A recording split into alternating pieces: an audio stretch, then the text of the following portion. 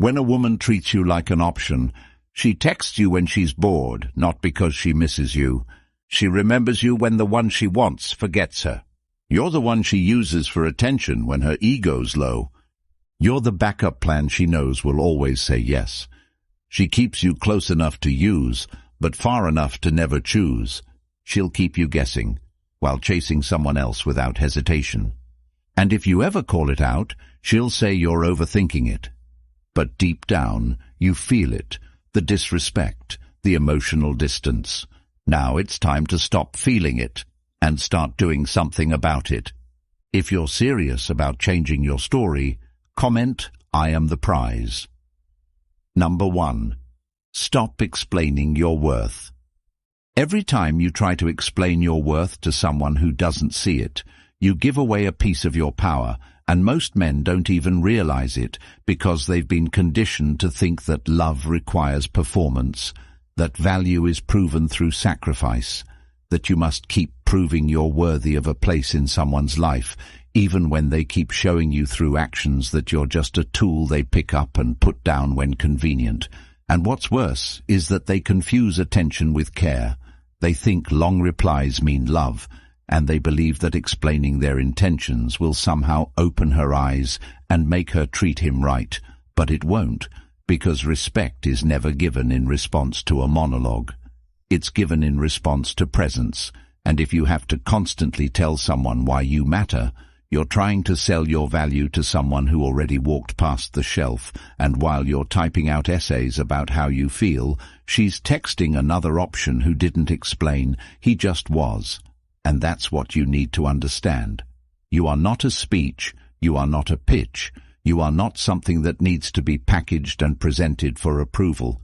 And the minute you stop trying to be understood and start focusing on becoming undeniable, you will feel a shift so strong it becomes a lifestyle, not a moment. And you'll notice how people treat you differently, not because they suddenly changed, but because you finally respected yourself enough to stop begging for what should have been offered freely. And if someone only responds when you pressure them emotionally, they never truly saw you. They only feared losing your attention, which isn't the same as valuing your presence. And once you internalize that, once you live with the principle that real presence doesn't chase validation, everything changes because you stop trying to earn loyalty from someone who isn't even capable of consistency.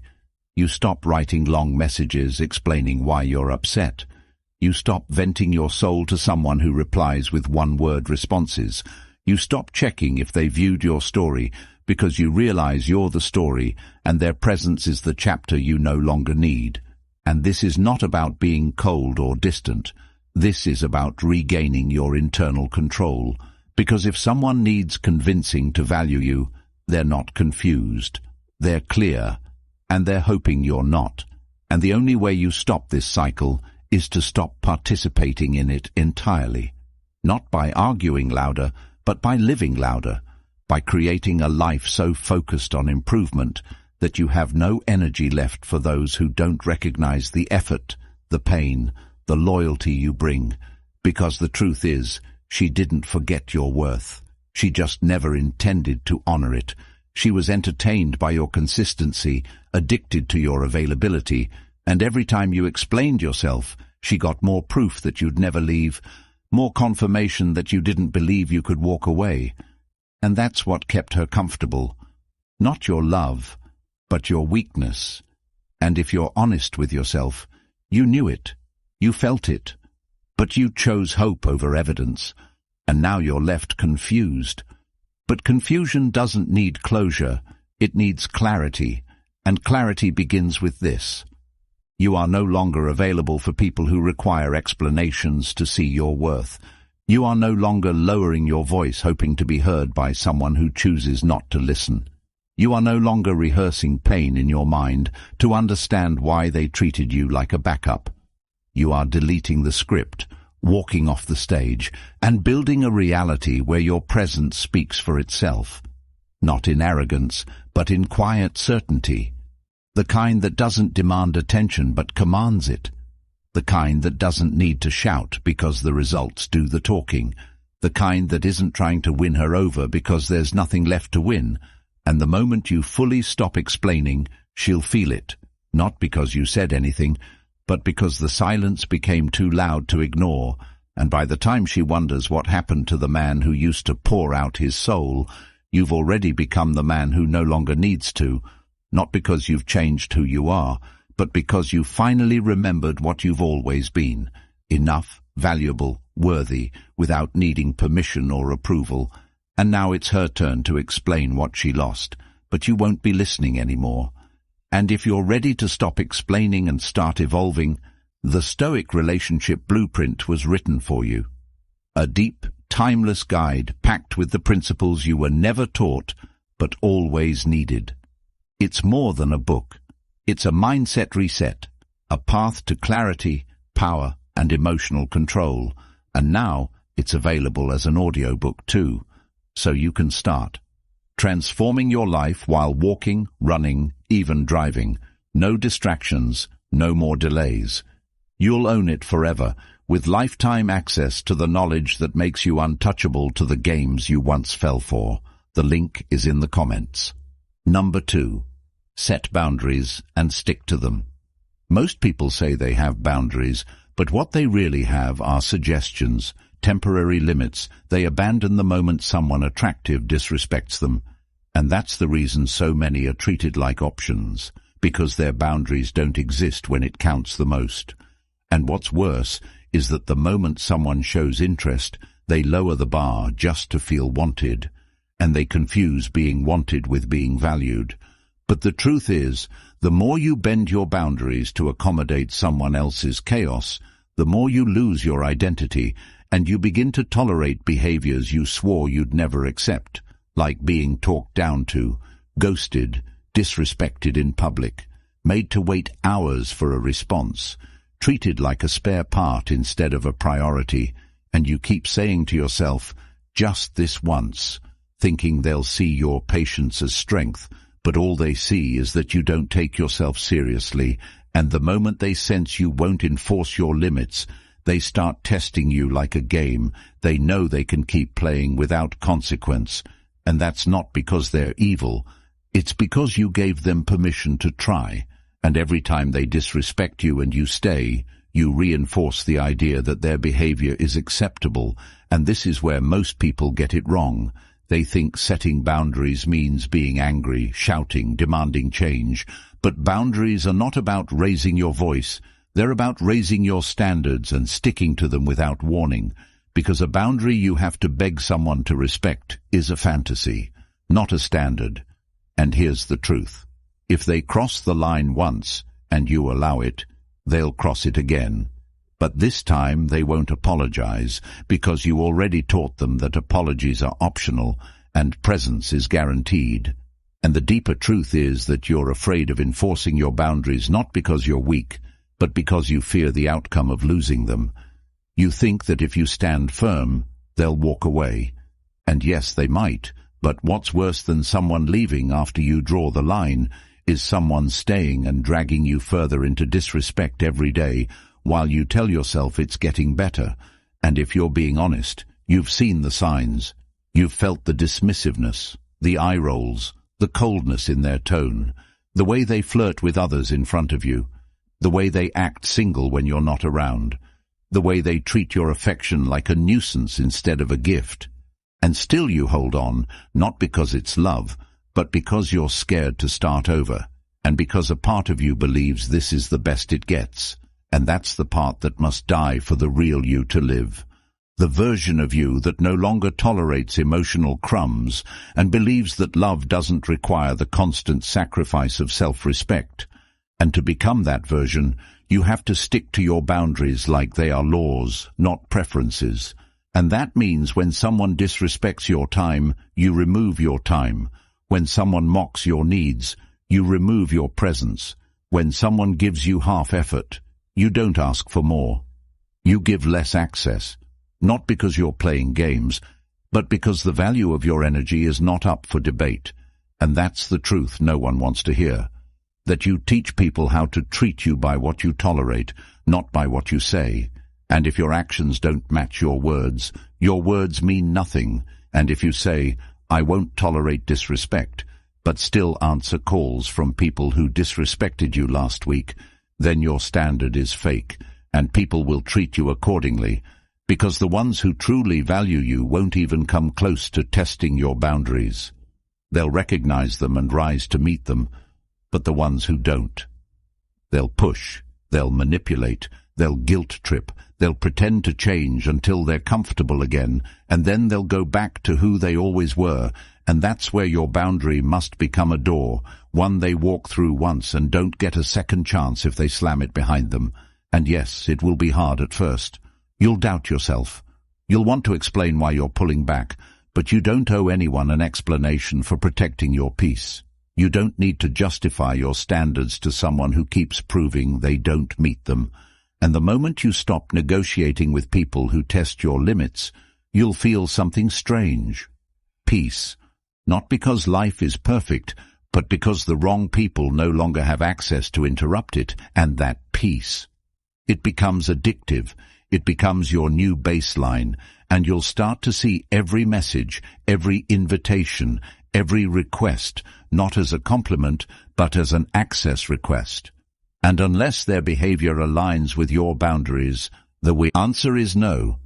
Without guilt, without second-guessing, without thinking, maybe you're being too harsh because you're not.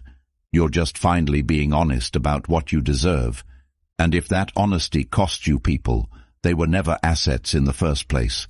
And every time you enforce a boundary and lose someone, you don't lose, you gain clarity. And in that clarity, you'll build a life where you no longer fear being alone, because you know being surrounded by people who make you feel invisible is far worse than solitude. And that's the switch, the shift, the reset. When you finally understand that boundaries are not about keeping others out, they're about keeping yourself intact, and the moment you honor them without hesitation, you stop being an option and start becoming a standard. Number 3. Focus on your goals. Every second you spend thinking about someone who's treating you like a backup is a second you steal from the life you could have built. And what most people don't realize is that distraction is the most dangerous poison, not because it kills you instantly, but because it slowly erodes the drive inside you. It turns your mind into a screen where her name keeps playing on loop, and you start checking your phone instead of checking your progress. And what makes it worse is you don't even notice it happening. You think it's just a phase, a rough week, a temporary heartbreak. But it's not temporary if it becomes your default. And when your focus shifts from your mission to her attention, you've already lost, not because she took your power, but because you gave it away voluntarily, and this is where the truth hits hardest. She doesn't care if you're distracted. She doesn't care if your dreams fall apart while you wait for her to reply, because to her, your silence means nothing if she's still entertained elsewhere. And the only way you rise from this trap is by cutting off everything that keeps you in the loop of waiting, wondering, hoping, and instead build a system around your time, energy, and mind that leaves no space for emotional parasites. And yes, that means being ruthless with your priorities, because if your goals don't become your obsession, your pain will, and you know this already. You've felt it, the way your productivity crashes when she ignores you, the way your sleep breaks when you imagine her with someone else, the way you say you're fine but can't even focus for 10 minutes without drifting back into old conversations in your mind. And if that's where you are, the solution isn't more motivation, it's structure, discipline, design, and focus. And it starts with this. Set a deadline. Pick one target that would change your life if you hit it, whether it's money, health, skills, or freedom, and go all in, not halfway, not when you feel like it, not when she's acting right, but now, even in the pain, even in the heartbreak. Because the truth is, your goals don't care if you're hurting, they only respond to action, and the longer you let distraction hold you back, the harder it becomes to remember who you used to be before she became your center, and that version of you. He didn't wake up checking messages. He didn't delay work because of emotion. He was focused, locked in, silent, building. And it's time you return to him, not by forcing it, but by designing your life so powerfully that you don't have time to sink into overthinking. And that means waking up early, training hard, eliminating digital noise, feeding your mind with direction, and being so locked into your journey that even when she tries to crawl back into your mind, you don't even notice, because your reality has outgrown your past. And this isn't about being heartless. It's about being aligned with your future. And once you experience that alignment, once your days are filled with progress and momentum, you'll start seeing everything differently. The games, the tests, the manipulation. And they won't affect you, not because you're numb, but because you've elevated, and elevation changes perspective. So stop asking if she sees your worth, and start becoming the person whose success makes that question irrelevant. And yes, there will be moments where you'll feel like reaching out, like checking her page, like replying to that message. But in those moments, remind yourself what's at stake. Not just pride, but potential. Because every time you chase temporary comfort, you sacrifice long-term power. And one of the most painful truths is this: the people who distracted you during your struggle will never clap when you succeed. So don't wait for their support. Earn your own respect by showing up every day, whether they notice or not. And the more you show up, the less you care who doesn't. Because confidence isn't built by being liked. It's built by being consistent. And if your identity is still tied to whether or not she texts back, you're giving someone else the pen to write your story, and it's time to take it back. Not just to feel better, but to build better, to rebuild the man who's too focused to chase, too busy to beg, too grounded to fall into emotional traps. And that version of you, he's already inside. You just need to shut out the noise long enough to hear him. And that silence begins when you stop needing approval and start needing achievement. When you stop needing her and start needing purpose. When you stop explaining how hurt you are and start proving how powerful you can be after pain. And from this moment forward, you choose goals over games, peace over patterns, clarity over confusion, and you don't ask permission to rise. You just rise one step at a time until the life you're building is so powerful it speaks louder than any explanation ever could. Number 4. Choose growth over closure. Closure is the trap that keeps you checking your phone long after the disrespect ended. It's the lie you repeat to yourself when you're scared to face the truth. It's the excuse you use to stay emotionally attached to someone who already replaced you, and you don't even notice it at first because it wears the costume of logic. You tell yourself you just need to understand, just need to hear her say sorry, just need that one final conversation to make peace. But what you're really doing is giving your power away to someone who already showed you who they are. And here's the hard truth. People don't forget how to treat you. They treat you the way they want to. And when someone consistently treats you like an afterthought, like a placeholder, like a temporary fix for their boredom, you don't need more words. You need distance. And growth begins the moment you realize that the apology will never heal what their behavior destroyed, that the reasons they give won't undo the nights you waited, the texts they ignored, the effort you wasted trying to fix something they broke without remorse. And it hurts, I know, because part of you believed that if they could just explain, it would all make sense. But betrayal doesn't need explanation. It needs elevation. And elevation starts when you stop chasing clarity from people who made your life confusing on purpose, because someone who lies to your face, hides their phone, gives you mixed signals, then blames you for overreacting is not confused. They're calculated. And when you keep opening that door waiting for a better answer, you keep stepping into the same pain that already proved it doesn't change. And this is where most people stay stuck, trapped in analysis, dissecting every word, every text, every silence, hoping that if they just figure it out, they'll finally get peace. But peace doesn't come from decoding her decisions. It comes from making your own, and the only decision that leads to freedom is choosing growth over closure. Because growth is forward, and closure is a loop, and every time you wait for closure, what you're really doing is hoping she'll validate the pain she caused. But people who cause pain without care do not offer healing. They offer more delay, and you don't need that. What you need is to break the pattern by becoming unavailable to the person who made you question your value in the first place. And that starts by stopping the chase, not just physically, but mentally, emotionally, spiritually. Stop replaying the memories. Stop fantasizing about her realizing your worth. Stop imagining scenarios where she changes and begs to come back. Because that's not healing. That's hope dressed in fantasy, and it's killing your progress. And you know it, because while you're stuck in the loop of closure, she's out there living, posting, laughing, moving on like you never mattered. And that's the wake-up call.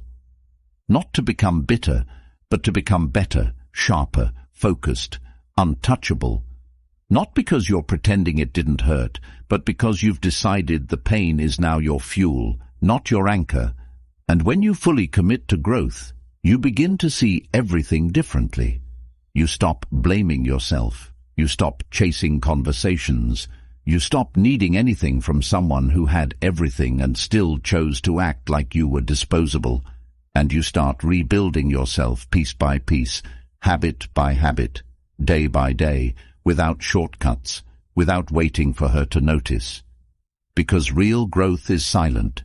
It's done when no one claps.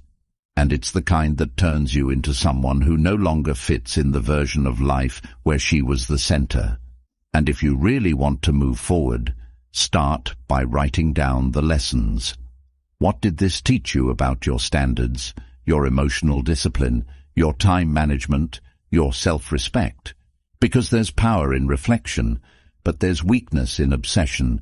And if you're still stalking her socials, still reading old messages, still fantasizing about the day she texts, "I miss you," then you haven't chosen growth. You've chosen stagnation, and you need to stop, not for her, but for you, because the man you're meant to become is waiting behind the pain you keep recycling, and you don't get to meet him until you let go of the version of you that needed her love to feel complete. And no matter how good the memories were, they do not justify staying stuck in a situation that broke your spirit, because memories are real, but they are not more important than reality. And if reality shows you that she didn't value consistency, loyalty, effort, or honesty, then it's time to walk forward without looking back. Not because it's easy, but because it's necessary. And the next time you feel tempted to ask for closure, remind yourself, the door is closed, not because you weren't enough, but because they couldn't handle the level of love you brought, and they disrespected it. So now your only job is to never let that level of disrespect get access again. And when you live like that, grounded, focused, clear, you don't just heal, you evolve, and the version of you that comes out on the other side. He doesn't need closure because his life speaks louder than any text ever could. Number 5. Walk away without drama. There is nothing more powerful than walking away without explaining yourself, without seeking approval, without making a scene, just leaving silently with all your dignity intact and your focus redirected toward the life you should have been building from the beginning. Because most people mistake walking away for weakness, when in truth, it's the clearest statement of self-worth you could ever make. And the reason it's so hard is because ego wants to win the argument. Your pride wants the last word. Your hurt wants to be acknowledged. But none of that heals you. None of that makes them respect you. It only gives them more power over you, because now you've shown that they still have the ability to trigger you, to shake you, to keep you emotionally bound to a version of yourself that should have been buried the moment they chose to disrespect your presence. And what hurts the most is that they don't feel bad, not in the way you think they should, because people who truly care about you don't put themselves in positions where they might lose you, and if she was ever serious about you, she would have shown it with actions, not with recycled words and temporary affection that only showed up when it benefited her. And you know this deep down. You've seen the patterns, the inconsistency, the disappearing acts when she's bored of you, and the sudden sweet messages when things fall apart with someone else, and yet you stay, hoping it's just a phase, hoping she'll change. And that hope, it's killing your growth. It's distracting you from becoming the person who doesn't wait for closure, who doesn't explain his worth, who doesn't tolerate disrespect even in small doses. And the truth is, when you walk away quietly, without bitterness, without begging, without waiting for her to come to her senses, you break a cycle, not just with her, but with every version of you that was addicted to being chosen. And that kind of walk isn't easy. It requires emotional control, discipline, strength. Most people never develop because they're too busy performing their pain instead of processing it. But you don't need to perform. You need to evolve, and evolution begins when you decide that her confusion, her disrespect, her lack of effort, her breadcrumbing, her fake apologies, her cold detachment, none of that deserves your energy anymore. Not because you hate her, but because you finally love yourself enough to stop offering loyalty to someone who treated it like an option. And that's what walking away truly means. Not ghosting, not punishing, but protecting. Removing your time from places where it gets wasted, and your peace from people who don't value it. And don't be surprised when she tries to come back. Not because she realized your worth, but because she noticed you pulled away completely. And people only feel loss when access disappears, not when love does. And by then, you've already moved different, talked different, walked different, built different, because the version of you that once tolerated being treated like a backup no longer exists. And if you do ever cross paths again, let her meet the man who no longer breaks his standards just to feel accepted, who no longer explains his value to people committed to misunderstanding it, who no longer replies out of habit, but responds only to peace, purpose, and progress. Because when you get to that level, you don't need to block her to prove a point. You just never look back, because there's nothing to return to. And silence becomes your confirmation, your revenge, your transformation. Because silence is not about ignoring her. It's about answering to yourself first, and from now on, every time someone shows you their priorities and you're not on the list, you exit the conversation without warning. Every time someone plays with your time, you take it back without guilt. Every time someone chooses comfort over commitment, you choose freedom over fantasy, because nothing destroys your future faster than staying emotionally loyal to someone who already checked out. And nothing rebuilds your identity faster than detaching without apology. And yes, it hurts, especially when you still care, especially when you gave everything. But that pain, it sharpens you, and you'll carry it for a while, but eventually it becomes clarity, and that clarity builds habits, and those habits build the version of you that doesn't beg for closure, that doesn't chase explanations, that doesn't replay old arguments in the shower, hoping to win them this time. Instead, you get to a point where even if she came back with perfect words, it would be too late. Not because you're being petty, but because you finally became whole without her approval, and that wholeness is the ultimate goal. Not winning her back, not proving a point, but creating a life so rooted in discipline, purpose, and inner respect that no situation, no heartbreak, no rejection ever pulls you back into being the man who used to beg for someone to treat him right, because now you don't ask. You walk, and you walk not out of anger, but out of alignment. Because if your presence doesn't inspire effort, your absence will teach the lesson, and by then you won't even be watching. If you're tired of being told to be patient while getting disrespected, If you're done being emotionally drained, second-guessed, and treated like a placeholder, then the Stoic relationship blueprint is your next step. Not for her, but for you. This isn't just a book. It's the manual you were never given, packed with timeless Stoic principles that will flip everything you thought you knew about relationships, power, and peace. It's now available as an audiobook too, so you can start transforming your mind while walking, jogging, or just reclaiming your time. Society never wanted you to have this kind of clarity, because once you have it, you stop being controlled.